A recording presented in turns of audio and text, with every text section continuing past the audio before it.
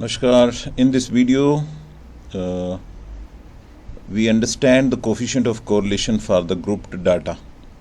Coefficient of correlation is given by the Carl-Pearson and it is for the correlation between the two series.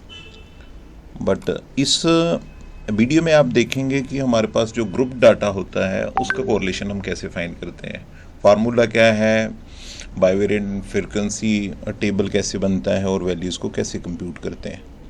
तो understand करने के लिए एक example लेते हैं। एग्जांपल ये टेबल में रिप्रेजेंट है और क्वेश्चन हमारा ये है कि हमने एज और इंटेलिजेंस के बीच में कोरिलेशन फाइंड करना है।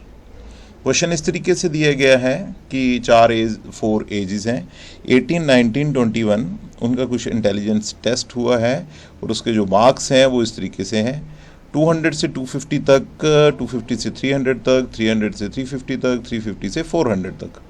200 से 250 तक जो स्टूडेंट है वो 4 हैं और 200 से 250 तक जो 19 एज के स्टूडेंट हैं वो 4 हैं, 200 से 250 तक के 20 एज के स्टूडेंट 2 हैं और ऐसे 11। देखो ऐसे क्वेश्चन क्यों राइज होते हैं, बिकॉज स्टूडेंट है 67 के यदि हम टेबल बनाएं, एक के टेस्ट लिखें, उस एज के अकॉर्डिंग लिखें तो वो काफ़ी कॉम्प्लिकेटेड हो जाएगा, इसलिए डाटा को ग्रुप में किया है।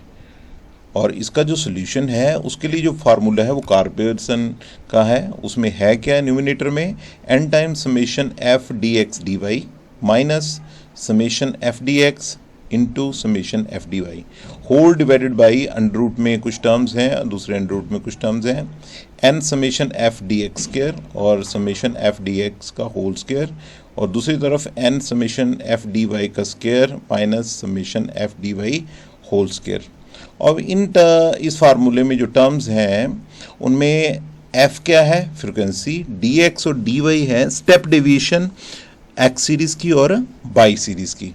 तो हमें जो टर्म्स फाइंड करनी है, n हमें पता है 67, F D X D Y उसका समेशन फाइंड करना है, summation F D X find करना है, summation F D Y find करना है और साथ में summation F D x square find करना है और summation F D Y square, इन टर्म्स को फाइंड करना है।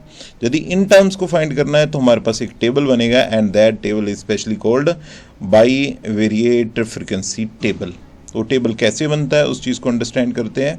जैसा क्वेश्चन दिया है उसके according first of all step by step उसको अंडरस्टैंड करते हैं। तो देखिए ये हमें क्वेश्चन दिया गया है, इसमें जो रेड कलर के मैंने रोज एंड कॉलम्स स्टेप डिवीजन के अकॉर्डिंग वैल्यूज डाल दी हैं। ये वैल्यू कैसे डलेंगी, हमारे पास 4 वैल्यूज़ हैं 18, 19, 20, 21। तो स्टेप डिवीजन किसी एक टर्म को हम क्या एज्यूम्ड करते हैं कि ये मीन है, ये 4 टर्म है तो 4 में से 19 को भी कर सकते थे, 20 को भी कर सकते थे। तो बट हमने 19 को किया, यदि 19 को किया तो वो 0 है, ऊपर की तरफ नेगेटिव, नीचे की तरफ पॉजिटिव, यानी कि राइट की तरफ पॉजिटिव, ऊपर की तरफ नेगेटिव। सेम डी वाई के लिए भी ऐसे ही कि डी वाई के लिए 0 हम मान लेते हैं कि इस ग्रुप को हमने क्या है एज्यूम किया है, ऊपर की तरफ नेगेटिव, नीचे की तरफ पॉजिटिव। और इनको कंप्यूट करने के पॉइंट ऑफ व्यू से हम क्या करते हैं, फर्दर जो हमें जो वैल्यूज़ चाहिए उसको टेबल में इंट्रोड्यूस करते हैं, फिर उसको कंप्यूट करते हैं।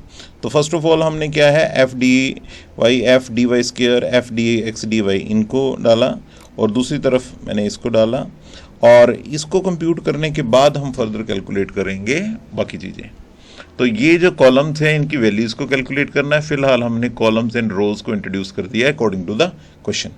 अब हमें ये वैल्यूज़ आ जाएंगी, पर F D X D Y को कैलकुलेट करना है। तो ये बच्चों जो रेड कलर का बीच में है ये है एफ फ्रीक्वेंसी है और ये हमारे पास डी वाई है, ये वाली डी एक्स है। तो इसके लिए एक और बॉक्स बीच में लगाएंगे हम, किन टर्म्स के लिए, वो हमारी टर्म्स रहेंगी, ये इन बॉक्स में आएंगी टर्म्स, वो क्या है F D X D Y, यानी कि कैलकुलेशन होगी। तो यानी कहने का मतलब -1 इंटू 4 इंटू -1 इन बॉक्सेस में आएगी। यदि ऐसी ही कैलकुलेशन हम सभी बॉक्सेस को फिल करने के लिए करते हैं तो हमारे पास ये आएगा। इस चीज़ में देखिए क्या है हमारे पास, ये 4 इंटू -1 इंटू -1 4 इंटू 0 इंटू -1 0। यदि ये 0 है तो पूरे का पूरा कॉलम कितना हो जाएगा 0, ओके। और उसके बाद 2 इंटू 1 इंटू -1, 1 इंटू 2 इंटू -1 और इसके बाद ये सारे के सारा क्या हो जाएगा 0 हो जाएगा। और यदि यहाँ पे आए तो ये आएगा 2 इंटू 1 इंटू -1 -2, 6 इंटू 1 इंटू 0, ये तो 0 हो गया, 8 इंटू 1 इंटू 1 8, 5 इंटू 2 10, 10 इंटू 1 10, ये बॉक्स में वैल्यूज़ आ गई।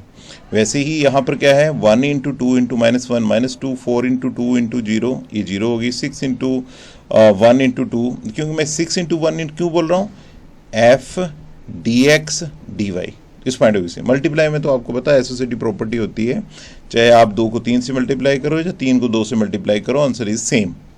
सो वैसे ये 10 इंटू 2 20, 20 इंटू 2 40, ये वैल्यूज़ आ गई। अब जो इन कॉलम्स को मैंने फिल किया, कैसे फिल किया वो देखिए, ये एफ है और ये डी वाई है, तो ये कॉलम एफ डी वाई का है। इन सभी कॉलम की सभी टर्म्स को इस कॉलम की सभी कोरस्पॉन्डिंग टर्म्स के साथ मल्टीप्लाई करना है। तो -11, ये 0, ये 21, ये 42।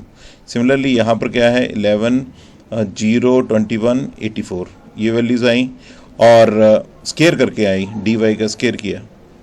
और उसके बाद ये क्या है F D X D Y. F D X D Y का मतलब ये जो बॉक्सेस में है इनको जोड़ा है, -2 4, ये 0, ये सारे 0, ये हमारे पास 10 इंटू ये 16 और यहाँ पे 50। और उसी के अकॉर्डिंग क्या है, जैसे ही आपने ये कॉलम फाइंड किया है वैसे ही रो फाइंड करनी है। ये हमारे पास टोटल सम है फ्रिक्वेंसी का और ये हमारे पास क्या है डी एक्स है। तो F D x 10 into -1, 19 into 0, ये 0 हो गया, 20 इंटू 1 ये 20 हो गया, 18 इंटू 2 ये 36 हो गया। अब वैसे ही एफ डी एक्स स्केयर को निकालना है, तो ये टर्म कैसे आई, 10 इंटू -1 का स्केयर 10 हो गया, -1 का स्केयर 1 होता है, ये 0, ये 20 इंटू 1 का स्केयर यानी कि 20, यहाँ पे 18 और 4 का स्केयर 2 का स्केयर 4, 18 इंटू 4 72। और इनको जोड़ना है तो क्या है, तो ये जो टर्म्स है F D X D Y है, ये इनको जोड़ा तो 4 -2 -2 0 हो गया, ये 0 ही है। यहाँ पे 2 -2 8 6 हो गए और ये 18, और यहाँ पे 40 + 50 -2 की 48। इनको ऐड किया तो हमारे पास ये 66, इनको ऐड किया तो 102, इन सभी टर्म्स को ऐड किया 46, इन सभी टर्म्स को ऐड किया 52, इन सभी टर्म्स को ऐड किया तो 116, और इन सभी टर्म्स को ऐड किया 66। ये 66 और ये 66 दोनों सेम आते हैं।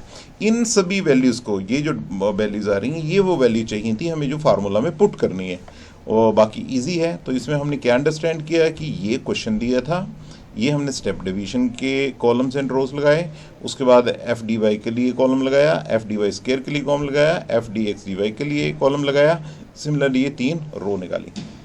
नेक्स्ट सिंपल है, इन वैल्यूज़ को फार्मूला में पुट करिए।